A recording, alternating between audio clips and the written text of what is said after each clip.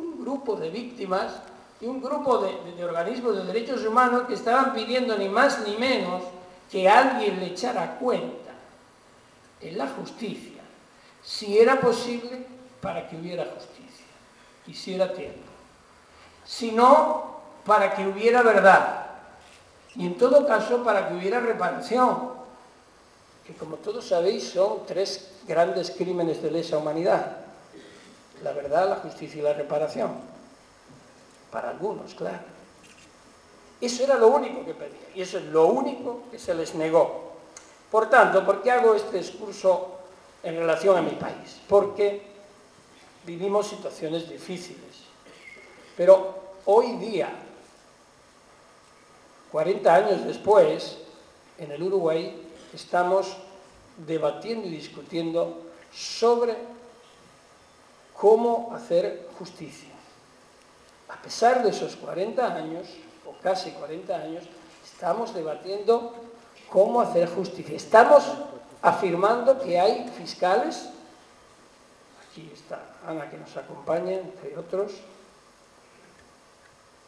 que están intentando cumplir con lo que dice la Constitución. Actuar, desarrollar la acción de la justicia en defensa de los derechos de los ciudadanos, ni más ni menos. 2, estamos hablando de jueces comprometidos y de juezas comprometidas que están también tratando de avanzar esos procedimientos. Y estamos también, en mi caso, en este momento, criticando a una Corte Suprema que vaya por delante mi respeto institucional, pero mi discrepancia absoluta con los planteamientos jurídicos en el tema que hoy nos ocupa. Y como yo no corro el riesgo de ser trasladado, Mariana, antes te decía que no sé si mi apoyo te beneficia o te perjudica, pero en todo caso, como tengo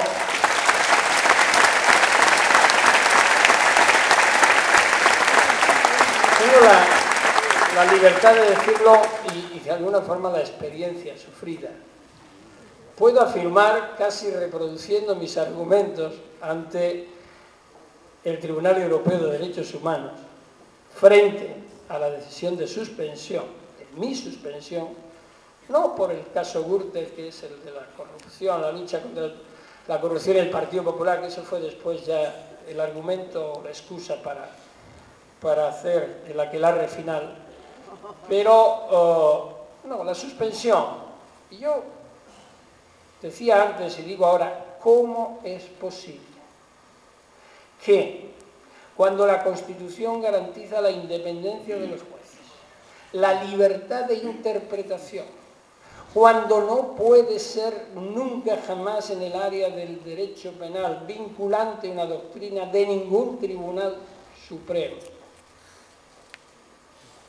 que se pueda sancionar a una persona, en este caso con un traslado, en el mío con una suspensión, por interpretar la ley de acuerdo con los estándares nacionales e internacionales, incluso con precedentes jurisprudenciales del propio país.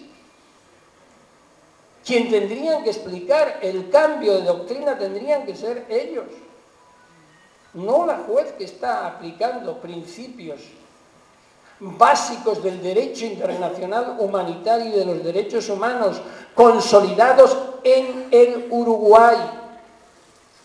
Y también puedo hablar, y me da igual que me digan algunos congresistas que por qué hablo, pues hablo porque soy ciudadano universal y las víctimas son universales, por tanto yo hablo como víctima.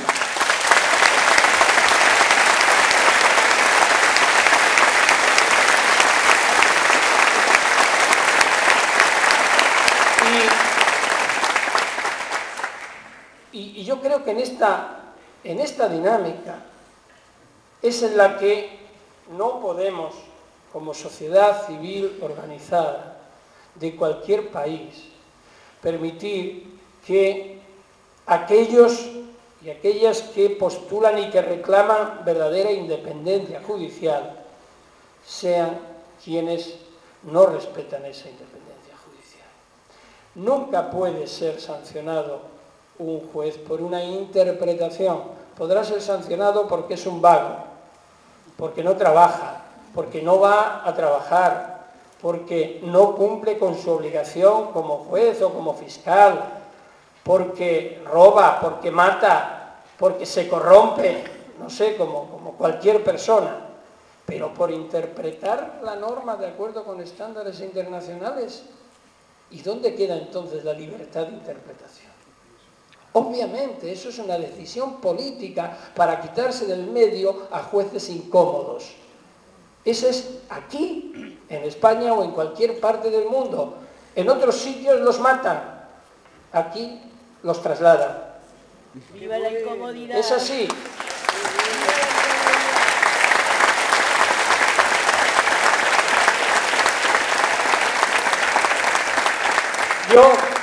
Yo lógicamente, trataba de refrescar varias cosas respecto de la situación actual del Uruguay.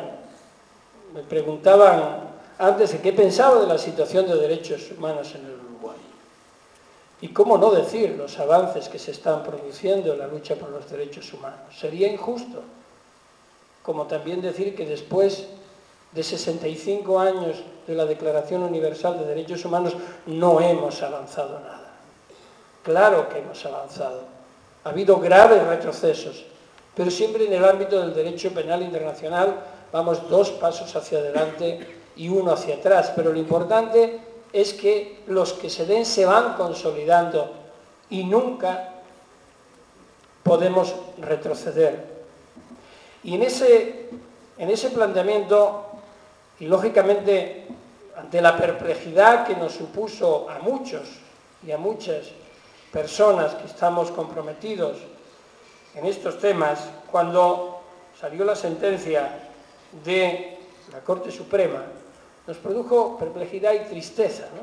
Porque previamente habíamos recibido el input positivo de la Corte Interamericana de Derechos Humanos con el caso Juan Gelman, y donde paladinamente, en forma clara, sin ambajes, sin duda de ningún tipo, se establecía que nunca puede evitar una ley, llámese de caducidad, de amnistía, como sea, la investigación de hechos criminales catalogados como crímenes de lesa humanidad o en todo caso como los crímenes que se cometieron acá. No puede impedirse ni al amparo de la Convención, ni al amparo de la Constitución, ni al amparo de la jurisprudencia internacional, ni de la ley local. El derecho de acceso a la justicia es absoluto. La obligación de investigación imparcial, independiente, ágil y eficaz es una obligación de todo Estado. El Pacto de Derechos Civiles y Políticos es absolutamente claro en ese sentido, y todas y cada una de las normas internacionales que regulan esta materia. Por tanto, no se puede establecer un obstáculo para investigar un hecho, decir, 1, que está amparado por una ley de caducidad o de amnistía, 2, que está prescrito cuando es crimen de lesa humanidad o en un contexto de crímenes contra la humanidad. Porque, entre otras cosas, cuando estamos hablando de desaparición forzada de personas, y eso no creo que me lo puedan discutir ningún juez o abogado o fiscal que realmente se plantee una interpretación racional y razonada, estamos hablando de crímenes permanentes. Estamos hablando de crímenes que se siguen cometiendo día a día, hasta que el Estado no propicie la investigación independiente de esos hechos, es decir, hasta que se haga lo que ahora se trata de evitar. Es a partir de ahí, cuando comience una investigación en aquellos países en los que la prescripción todavía se mantiene, por ejemplo, en crímenes de desaparición forzada de personas, se produce a no ser que tengan conceptación de crimen de lesa humanidad, en cuyo caso es imprescriptible. Pero eso, queridos amigas y amigos, no es interpretar en contra de la ley interna, es interpretar de acuerdo con el espíritu de la propia Constitución. Una Constitución democrática no puede ir en contra de los ciudadanos y ciudadanas, no puede desproteger a las víctimas. Por tanto, la interpretación que incida en esa desprotección no es correcta, no es constitucional, porque la Constitución protege a los ciudadanos. ¿Y cuál es el interés, el derecho más necesitado de protección cuando se trata de crímenes masivos, de crímenes cometidos durante un régimen dictatorial, sin Estado de Derecho, sin independencia judicial y por tanto sin posibilidad de que haya ese juicio independiente y justo y esa investigación independiente? Evidentemente, el de las víctimas, no es el de los victimarios. A los victimarios las garantías debidas, a las víctimas los derechos de protección integral en el sentido de verdad, justicia y reparación. No es tan difícil entenderlo. Pero es que todavía tenéis un dato más aquí en el Uruguay. 1945, agosto de 1945, quizás muchos y muchas recordéis lo que ocurre en ese año, que es el final de la Segunda Guerra Mundial.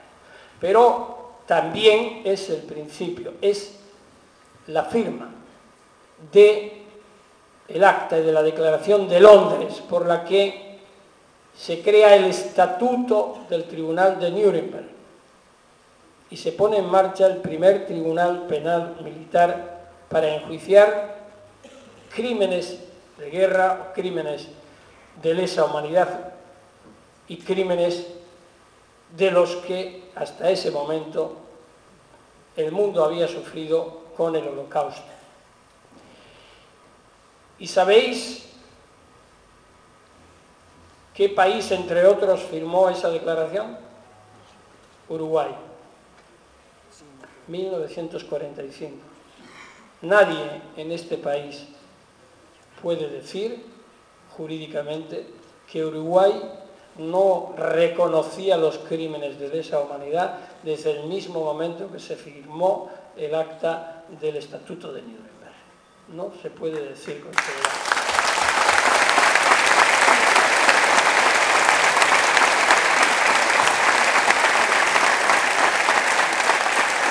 Pero es que esta discusión se ha producido en otros países.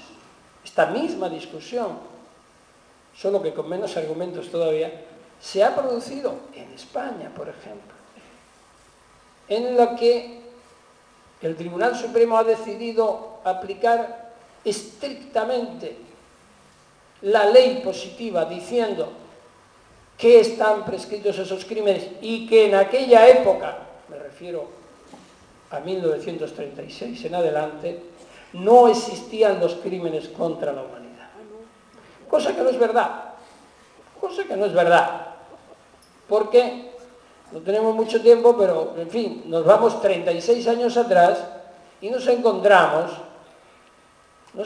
con el primer genocidio armenio, que ese sí que está olvidado, querido Roberto, el de los años 98, 97, 98 del siglo XIX, y nos ubicamos en el primer intento de gran juicio a otro, después de los históricos de reyes con cabezas cortadas y demás, como María Estuardo, nos ubicamos en Leopoldo II de Bélgica y la cláusula Martens. Leopoldo II de Bélgica, que era un rey y tenía muchos defectos, y entre otros, pues creer que todo lo que había en el Congo belga eran animales de su propiedad. Así lo decía. Por tanto, cuando le dijeron que había cometido genocidio contra casi 2 millones de personas, dijo, no, yo maté a los animales que había en mi propiedad. Bueno, lo retiraron y demás. La cláusula Martens, ya en 1899, establece claramente lo que va a ser una secuencia claramente definida con la Convención de la Haya de 1907, con el Tratado de Versalles de 1917-18, con el Tratado de Sèvres de 1921, con el Acuerdo de Londres de 1928 y así sucesivamente, hasta 1945, en que se fue definiendo claramente el concepto de crimen contra la paz y crimen de lesa humanidad. No se puede decir seriamente que ese concepto no estaba acuñado. Pero es que es más, claramente está, incluso en la interpretación más restrictiva, aquella que, aunque no estuviera el crimen de lesa humanidad con ese nombre jurídico, ese nomen juris, en una ley, evidentemente aparece, si no recuerdo mal, en Uruguay allá por el año 2006, cuando se dicta la ley de acompañamiento al estatuto de ratificación, cuando se ratifica el estatuto de Roma, también en España se aprobó en 2004. Pero los crímenes que integran el crimen de lesa humanidad existían en el momento que se cometieron. Los homicidios, los asesinatos, las desapariciones, las detenciones ilegales, las ejecuciones extrajudiciales eran delito en ese momento. Por tanto, los crímenes existían, el contexto existía, más en este país que era parte del estatuto de Nuremberg, y por tanto, sin solución de continuidad desde entonces hasta ahora, todos los instrumentos internacionales han ido reconociendo en una secuencia lógica e ininterrumpida la protección de las víctimas en ese tipo de crímenes. Por tanto, cuando se habla de derecho interno, en Uruguay se tiene necesariamente que asumir que derecho interno es este también, porque se ha ido construyendo de acuerdo con el derecho convencional, incorporado de acuerdo con los cánones de la Constitución y por tanto obligatorio. Pero, lógicamente, no seré yo quien proceda contra aquellos que interpretan la norma de una forma diferente, ni a trasladarnos de su posición, pero sí a reclamar una reflexión profunda, una reflexión abierta. Estamos en el siglo XXI, estamos en la década o en el periodo en el que Naciones Unidas claramente ha dicho, desde 2005, es una constante, cuál es el derecho humano de las víctimas a la verdad, a la justicia y a la reparación. No se puede ya seriamente discutir en el ámbito del derecho humanitario y del derecho internacional de los derechos humanos que este tipo de crímenes no forma parte integrante de la legislación de cada país. Por tanto, yo creo que aquí y ahora lo importante es que ese debate está abierto, que hay una clara decisión del poder político de avanzar, como la hubo en otros países en momentos claves. No he citado todavía ni el ejemplo de Argentina o de Chile, porque tampoco me quiero extender, pero Argentina hizo un juicio a las juntas militares. Fue heroico. Inmediatamente después de la represión, con toda la crudeza y la dureza, y sin embargo lo hizo. Después vinieron leyes de impunidad, ciertamente.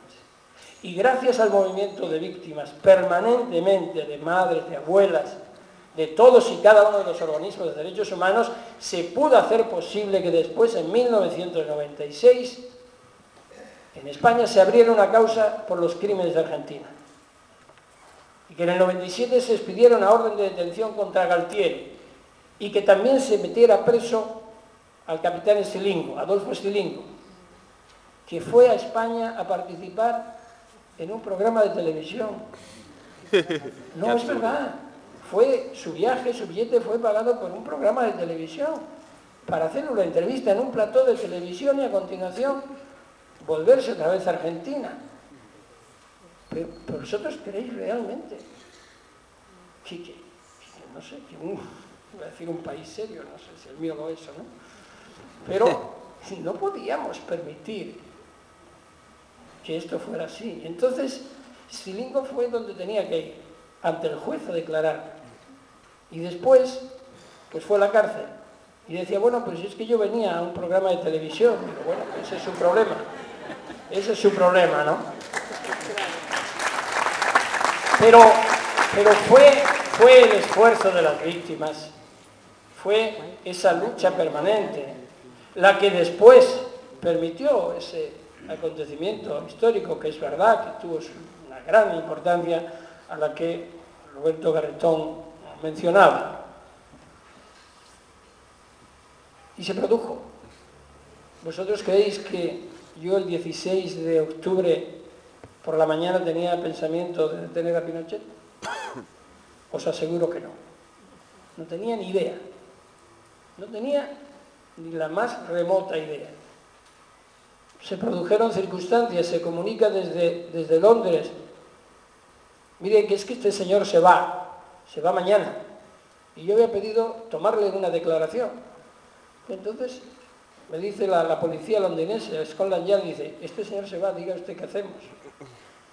Y digo, pues sí, es un problema, ¿qué hacemos ahora? Es decir, bueno, había que tomar una decisión. La enseñanza no es la de valentía, no, la enseñanza es dónde estamos parados cada uno. En la lucha contra la impunidad y cuando se trata de investigar crímenes de lesa humanidad, crímenes de genocidio, crímenes de terrorismo de Estado, es decir, ¿dónde estamos parados? ¿Del lado de las víctimas o en esa situación amorfa, acéfala, que muchos defienden para un poder judicial vicario que solamente obedece a determinadas clases dominantes, guste o no guste este término, pero es así? Pues desde luego ese fue el juicio que en mi caso hice. Estaba de parte de las víctimas. Y sí, me la jugué hasta el punto de que ni el fiscal siquiera había confirmado la jurisdicción, ni estábamos todavía, sabíamos si iba a haber o no decisión, pero se tomó y luego afortunadamente el tribunal ratificó esa medida. En esa situación es en la que estamos ahora aquí. Han sido el hilo conductor de todos estos años la sociedad civil organizada, las víctimas, las que han demandado en forma permanente justicia. Los jueces, los fiscales, no hacemos sino cumplir la ley. Y en ese cumplimiento de la ley es en el que ahora mismo nos encontramos. Y tenemos que conseguir entre todos y todas que aquellos y aquellas que están intentando que la justicia tenga su lugar no sean los que resulten trasladados, sino que realmente consigamos cambiar el curso de los acontecimientos. Muchísimas gracias.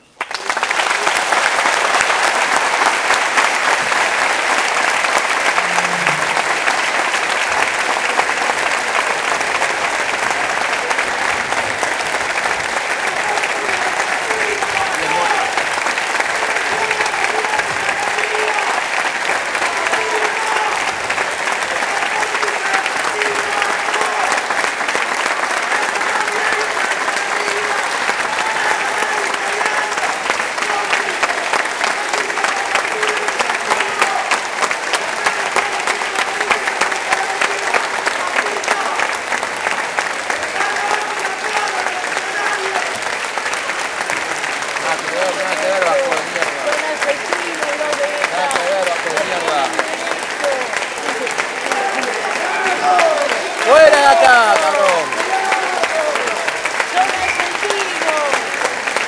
¡Fuera, charla de mierda!